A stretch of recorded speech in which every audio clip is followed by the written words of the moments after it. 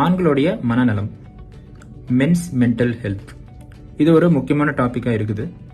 ஏன்னா இன்னைக்கு இருக்கிற ஆண்களுக்கு எவ்வளோ ரீசன்ஸ்னால மன அழுத்தம், டிப்ரெஷன் இந்த மாதிரி விஷயங்கள் இருக்கு. இதுக்கான காரணங்கள் அப்படின்றது நம்ம பின்னோக்கி போய் பார்த்தோம் அப்படின்னா அவங்களுடைய லைஃப் ஸ்டைல், அவங்க ஒரு ப்ராப்ளம் அணுகிற முறை, அவங்களுடைய எக்ஸ்பெக்டேஷன்ஸ், அவங்களுடைய ஜாப், அதில் அவங்க இருக்கக்கூடிய அவங்க எவ்வளோ சம்பாதிக்கணும்னு நினைக்கிறாங்க, அவங்களுக்கு எவ்வளோ சம்பளம் கிடைக்குது, இந்த மாதிரி பல விஷயங்கள் இருக்கு. அதை பற்றி நம்ம இங்கே டிஸ்கஸ் பண்ணணும்னு அவசியம் இல்லை.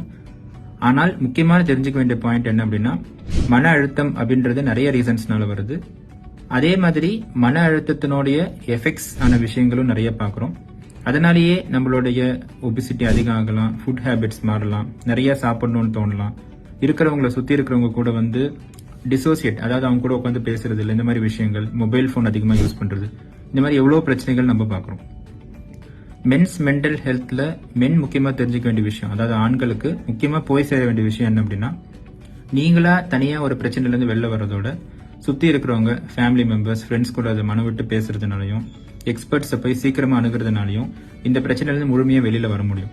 அதை விடுத்து நம்ம வந்து இந்த பிரச்சனை நமக்கு இருக்கு அப்படின்றத மேலும் மேலும் அதில் உள்ள டெப்த்தாக போய் அதில் இன்னும் கொஞ்சம் நம்மளை வந்து கஷ்டப்படுத்திக்கிறதோட அதுலேருந்து வெளில வர்றதுக்கான மெத்தட்ஸை நம்ம சீக்கிரமாக அணுகும் போது, கையாளும் போது நம்ம சீக்கிரமாக அதுலேருந்து வெளியில் வந்து நம்ம நார்மலாக ரிலாக்ஸ்டாக இருக்கிறதுக்கும் ஹாப்பியாக இருக்கிறதுக்கும்